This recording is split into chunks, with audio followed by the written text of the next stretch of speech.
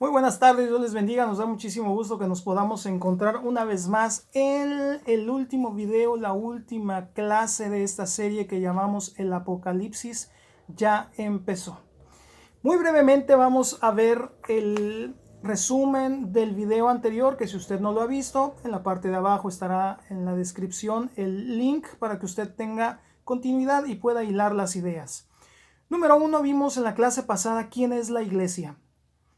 Vimos por qué la iglesia, a diferencia de Israel, recibirá un trato totalmente diferente. Ese trato tiene que ver con una obediencia y un sometimiento voluntario y personal. Es decir, la iglesia va a tener un trato personal y no colectivo como el caso de Israel. Insisto, si usted así como que no entendió muy bien, le invito a que vea el video anterior donde está un poquito más claro. Muy bien. Vamos rápidamente a nuestra Biblia, al libro de Apocalipsis, capítulo 7, de los versículos 13 en adelante.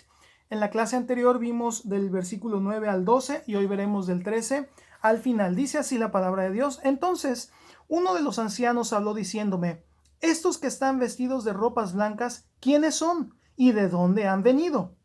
Yo le dije: Señor, tú lo sabes. Y él me dijo: estos son los que han salido de la gran tribulación y han lavado sus ropas y las han emblanquecido con la sangre del Cordero. Por eso están delante del trono de Dios y le sirven día y noche en su templo, y el que está sentado sobre el trono extenderá su tabernáculo sobre ellos. Voy a hacer una pausa aquí. Los últimos versículos los dejaré para el final. Dos preguntas específicas: ¿quiénes son y de dónde han salido? Quiero que observe que las preguntas no las hace Juan, las hace el anciano que está acompañando a Juan, versículo 13. Y le hace las preguntas: ¿quiénes son y de dónde vinieron? Ahora sí que ¿quién los invitó? Juan responde: no tengo la menor idea. El anciano da la respuesta y dice: número 1, ¿quiénes son? Son los que han blanqueado sus ropas, los que han lavado sus vestidos. En la clase anterior hablamos mucho o con mayor detalle a este respecto, pero no queda la menor duda. Las personas que estaremos participando en el rapto somos personas que estamos día a día buscando blanquear nuestras ropas. No me malentienda, por favor.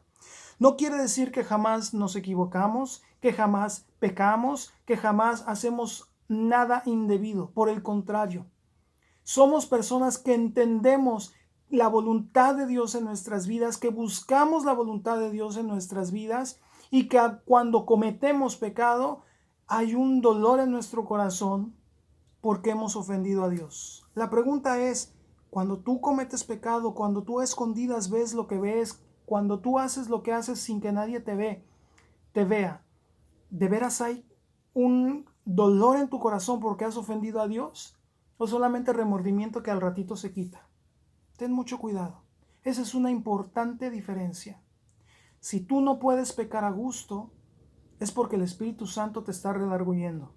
Pero ojo, te redarguirá una vez, te redarguirá 2, 3, 4 veces quizás. Pero si tú y yo nos obstinamos en seguir pecando, ¿sabes qué va a hacer el Espíritu Santo? Va a detener el redargüimiento en tu vida y al rato se te va a hacer más fácil cada vez pecar, hasta que apaguemos al Espíritu Santo. Mucho cuidado. Regreso al tema entonces.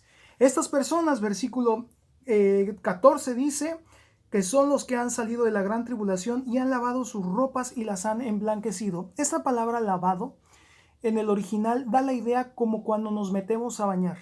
Cuando usted y yo nos bañamos, no nos lavamos nada más la cara o las manos. Nos bañamos completamente. Y de esto se trata la idea de cuando lavamos nuestras ropas en la sangre del Cordero. Es decir, no solamente te entrego, Señor, te entrego mis manos, te entrego lo que hago para que bendigas el trabajo de mis manos. No solamente te entrego mis ojos, Señor, porque estoy equivocado, pero lo que estoy haciendo con mis manos o hacia donde me llevan mis pies, eso dame oportunidad, yo me encargo. Es una entrega total y absoluta a Dios. Si has decidido hacer de Cristo el Señor y el Salvador de tu vida, entonces Él es el que manda. Él es el Señor de tu vida. Ya no más yo, ya no más tú. Si es que estás buscando lavar tus vestidos en la sangre del Cordero. Y emblanquecido, por supuesto, no hay mucho que buscarles, que han purificado. Insisto, en el video anterior vimos esto con mayor detalle. Siguiente pregunta, ¿de dónde han salido? El mismo versículo 14 dice, han salido de la gran tribulación. Es decir, todos aquellos que de alguna o de otra manera a diario estamos buscando hacer la voluntad de Dios en nuestra vida, dice la Biblia que la tribulación, el tiempo de angustia que vendrá sobre este mundo, este grupo estará exento. Insisto y observemos, no está diciendo para los que van a la iglesia, no está diciendo para los que tienen un ministerio, no está diciendo para los que evangelizan o predican la palabra. En aquel día me dirán, Señor, Señor, en tu nombre hacíamos milagros, en tu nombre nos subíamos a los púlpitos y dábamos shows, éramos los mejores músicos, mira la alabanza en la gente lloraba, levantaba sus manos y casi era una copia de la alabanza celestial. Pero ¿qué les dice Jesús? No los conozco. No los conozco. No sé ni quién eres. ¿Por qué? Porque no había tiempos entre tú y yo, dice Dios, de intimidad, en donde me permitieras conocer tu corazón y que tu corazón fuese expuesto y reflejado a la luz de mi palabra, dice Dios. ¿Por qué? Porque cuando llegamos a la Biblia, este debe ser un espejo en donde vemos cada vez que estamos más sucios y más sucios y más sucios. Así que estas personas salieron de la gran tribulación. La pregunta es, ¿estás lavando tus vestidos y los estás blanqueando, preparándote para tu encuentro con tu amado? ¿Para tu encuentro con aquel que dio su vida en la cruz del Calvario? Esa es una pregunta que tú te harás y la respuesta es absolutamente personal. No te engañes, no nos engañemos. Muy bien, entonces la iglesia va a ser sacada en este evento que se llama el arrebatamiento o el rapto. Le voy a pedir por favor que me acompañe a la primera carta a los Tesalonicenses, capítulo 4, versículo 17. Desgraciadamente se ha tergiversado y hay muchas corrientes, algunas de ellas para empezar dicen, esa palabra rapto en la iglesia no está. Tienes toda la razón del mundo. La palabra rapto es una palabra mucho más reciente que la palabra que se utilizó en el original griego. Muy bien. Así como la palabra, por ejemplo, homosexual, es una palabra relativamente nueva, contemporánea, no existía antes. La Biblia lo llama echarse con varones. Y como esas hay muchos ejemplos. Solamente quiero, pues ahora sí que puntualizar en esto. La palabra rapto, efectivamente, regreso al tema, no está en la Biblia. Pero aquí en la primera carta a los Tesalonicenses, Pablo habla acerca de un arrebatamiento, harpazo en el griego. Harpazo significa tomar de golpe, tomar de inmediato. Como usted a lo mejor ha vivido la experiencia de que va caminando en la calle y de repente le arrebatan, le raptan el celular, le raptan la bolsa, o lo hemos visto o nos hemos enterado. ¿Está usted de acuerdo que la persona que va a cometer tal ilícito no tiene un letrero que diga, hey, cuidado, cuando pases por aquí te voy a robar tu teléfono o tu bolso? Sino de otra manera, ¿qué haríamos? O no pasamos o tomaríamos todas las precauciones del mundo y estaríamos atentos. De la misma manera, este acontecimiento que vimos en Apocalipsis será sin ningún aviso en particular. Solamente la única señal, esto lo vimos 2 videos anteriores, habrá un tiempo de paz, de tranquilidad, en donde la gente diga, brincamos las pandemias, brincamos las guerras, brincamos los temblores, ahora sí comamos y bebamos porque mañana moriremos. Y en ese momento dice, vendrá sobre ellos destrucción repentina. Pero regreso aquí a Primera de Tesalonicenses. Dice así, quiero que observen que desde el versículo 13 hasta el versículo 17, está hablando Pablo acerca de la venida del Señor. Usted puede cotejar en su Biblia. De hecho, el título de este pasaje dice la venida del Señor. Pero quiero que observemos 2 cosas en particular. Recuerde usted que cuando Pablo escribió a los tesalonicenses, número 1, la Biblia no estaba completa. Número 2, había todavía algunas dudas con respecto a la vida futura, a la vida después de la muerte. Por eso Pablo, versículo 13, dice así: tampoco queremos, hermanos, que ignoréis acerca de los que duermen, para que no os entristezcáis como los que no tienen esperanza. Es decir, la iglesia de Tesalónica se había hecho una pregunta. Bueno, ya se murió mi abuelito, mi papá, mi hermano, mi esposa, mi tío, mi sobrino. ¿Y qué pasa después de ello? ¿Cuál es la vida posterior a? Entonces Pablo le responde: porque si creemos que Jesús murió y resucitó, así traerá Dios con Jesús a los que durmieron. Esta palabra traer, usted y yo la ocupamos, la utilizamos en dos sentidos. Traer como aproximar, traigo un vaso de agua, tráeme, acércame un vaso de agua. Y la otra es llevar consigo, traigo puesto un suéter. Esta palabra traer aquí en este contexto significa que traerá consigo, que va a acercar, es decir, las personas que están muriendo, que han muerto, van a ser acercados, van a ir rumbo o hacia donde está Jesús. Juan 14, Jesús dijo: en la casa de mi Padre muchas moradas hay. De otra manera os lo hubiera dicho: voy pues a preparar lugar para vosotros, porque donde yo estoy, ustedes también estarán. ¿Voy bien? Sigo en el versículo 15. Por lo cual decimos esto en palabra del Señor, que nosotros que vivimos, que habremos quedado hasta la venida del Señor, no precederemos a los que durmieron.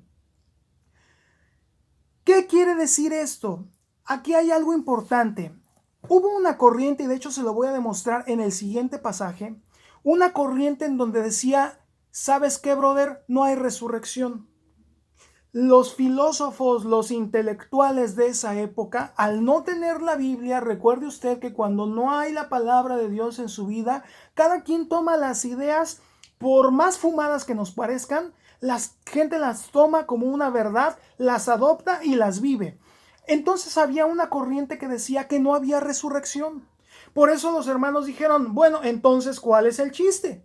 ¿Qué va a suceder después de que yo muera? Y Pablo diserta sobre este tema, sobre este punto en particular. Entonces Pablo les dice: pero ojo, nosotros no precederemos, es decir, los que estamos vivos, no podemos adelantarnos a este proceso de la resurrección, porque solamente para ser resucitados, discúlpeme, para ser resucitados solamente hay dos caminos.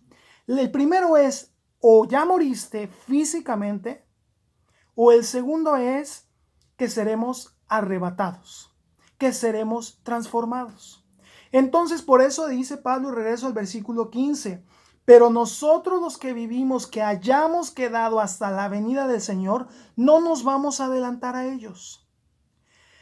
Cuando un cristiano muere, la Biblia llama que honrosa es a Jehová la muerte de sus santos, pero esto en la historia de la iglesia se conoce como la iglesia triunfante.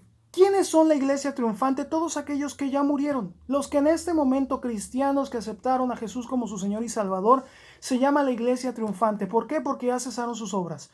Todo lo que vivieron, lo que hicieron quedó en el pasado y ahora están delante del Señor, ausentes en el cuerpo, presentes en el Señor, y disfrutando de una nueva vida, de la resurrección de su alma.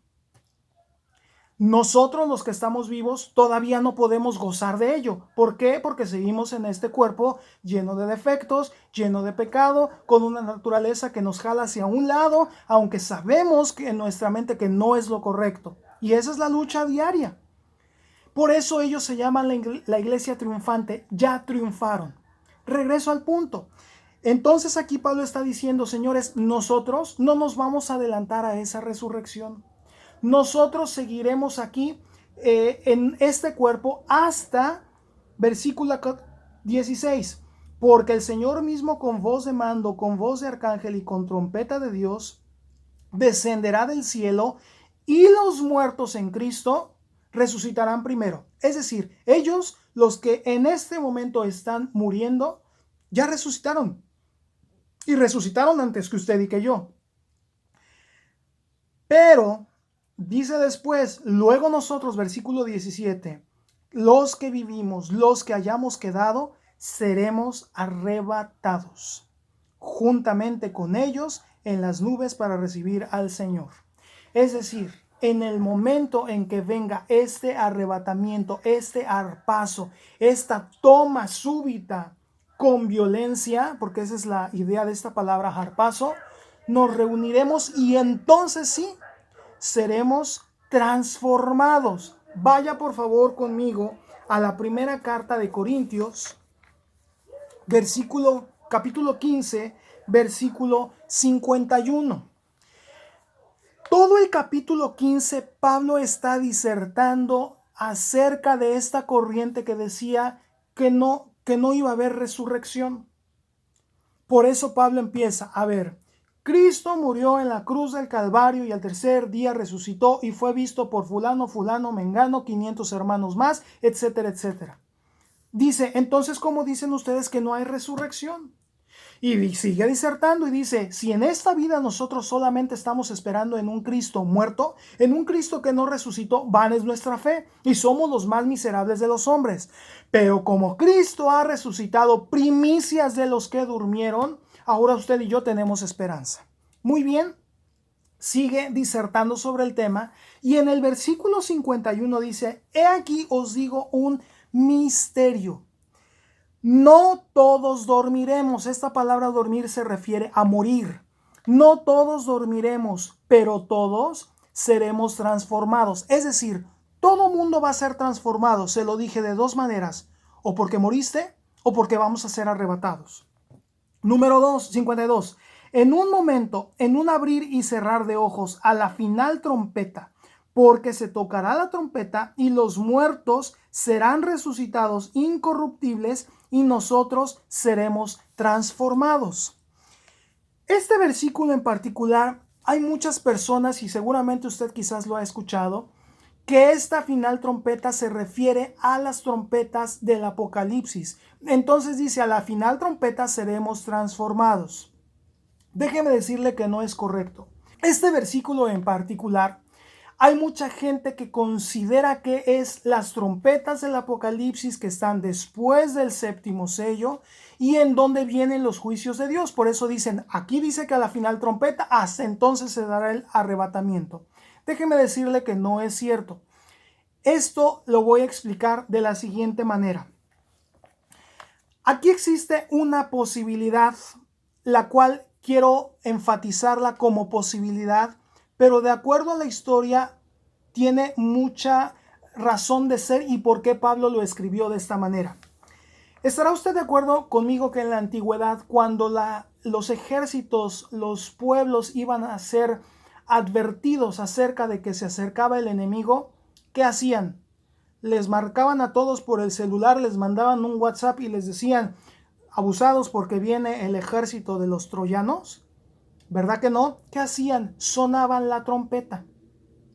Y cuando la trompeta sonaba, iba a haber seguramente guerra, por supuesto, si era una voz de alarma. ¿Y qué cree que pasaba cuando sonaba la trompeta? Iba a haber guerra. Por supuesto que iba a haber muertos. Esta palabra aquí en el versículo, o esta expresión del versículo 52 que dice, porque se tocará la trompeta, es muy probable, y esto aquí sí lo señalo con absoluta probabilidad y no certeza, pero sí es muy probable que haya sido una expresión de que cuando te suene la trompeta se refiere a cuando te toque morir. En México, por ejemplo, tenemos muchas expresiones similares a esta. Cuando decimos que una persona ya murió, podemos decir ya estiró la pata, ya entregó los tenis, ya entregó el equipo, ya colgó los tenis, ya lo cafetearon, ya chupó faros. Hay muchísimas expresiones que tenemos para ello.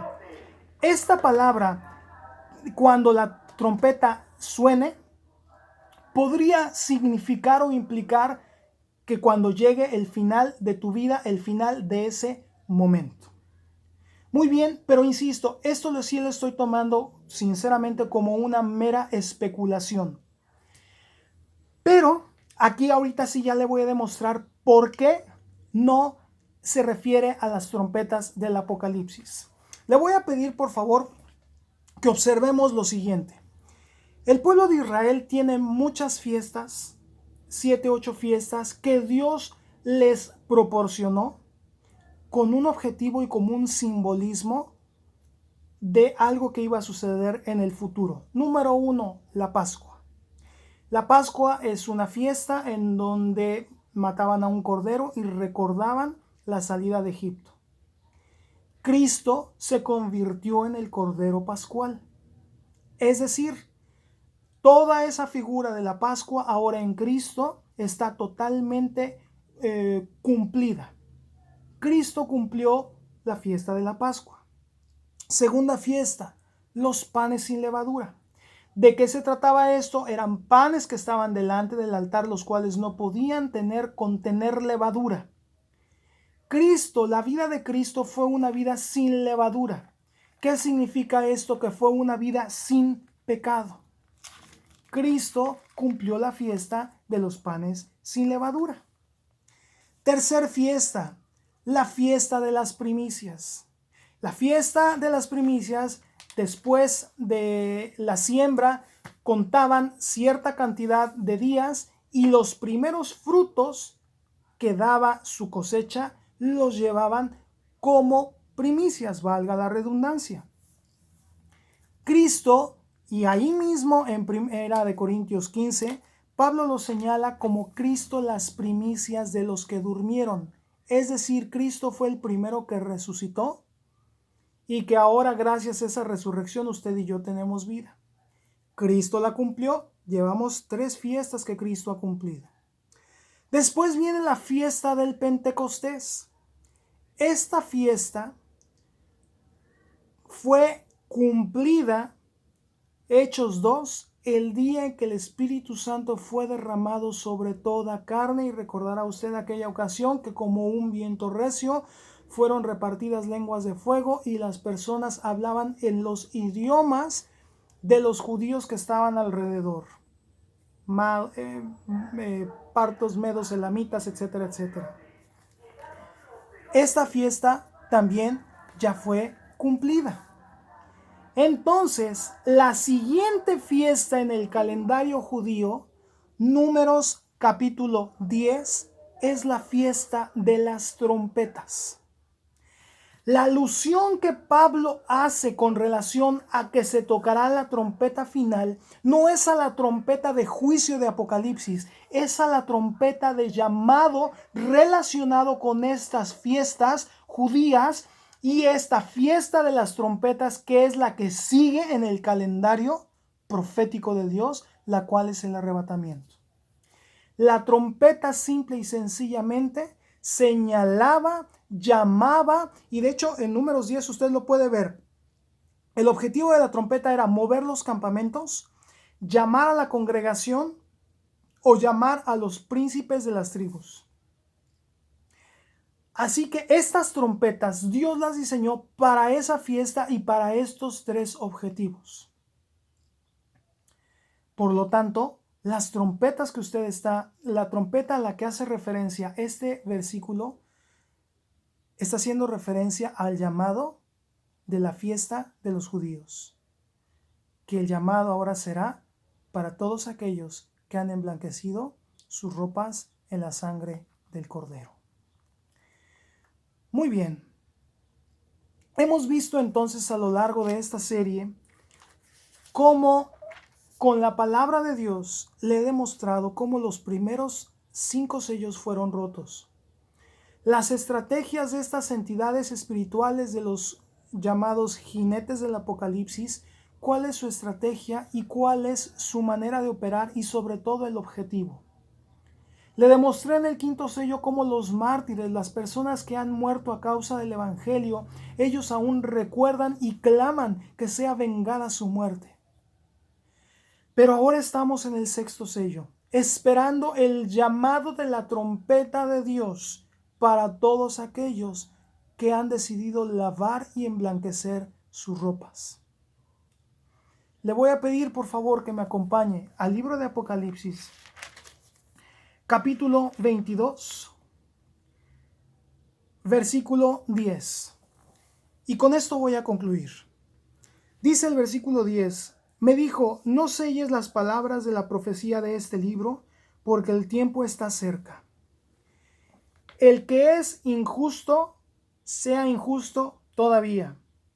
El que es inmundo, sea inmundo todavía. Y el que es justo, practique la justicia todavía. Y el que es santo, santifíquese todavía. Es decir, como la invitación es eso, una invitación, no una obligación, la decisión es personal. Si tú quieres seguir jugando con Dios, sigue jugando, adelante, no hay ningún problema. Si tú piensas que fornicar con tu novio o con tu novia no hay ningún problema y es la moda, adelante. Si tú, varón que me escuchas, piensas que tener a tu amante y tu esposa no se ha dado cuenta, eres bien macho y eres bien inteligente, adelante, sigue en tu adulterio, no pasa absolutamente nada. Si tú, persona que tienes todavía rencor en tu corazón y no has querido perdonar a las personas que te ofendieron, sigue guardando ese rencor, síguete amargando, no pasa absolutamente nada.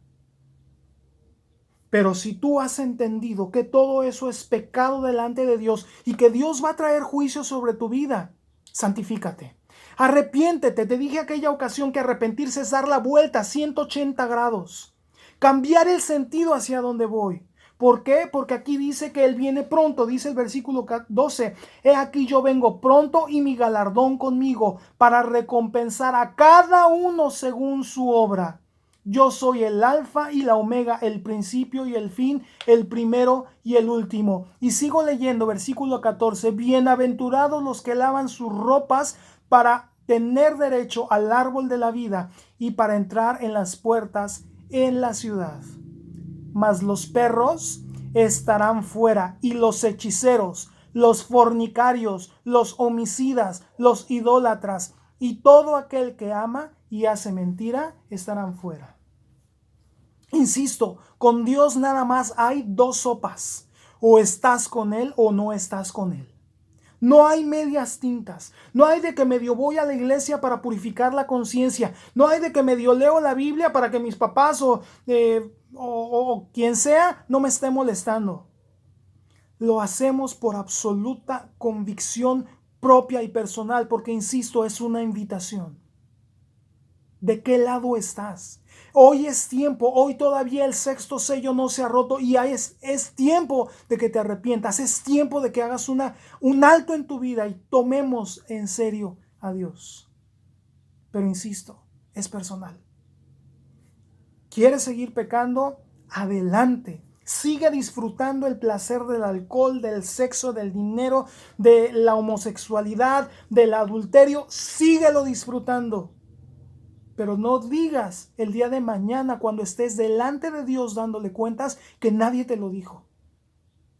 Aquí dice que estarán fuera todos aquellos que hacen y aman la maldad.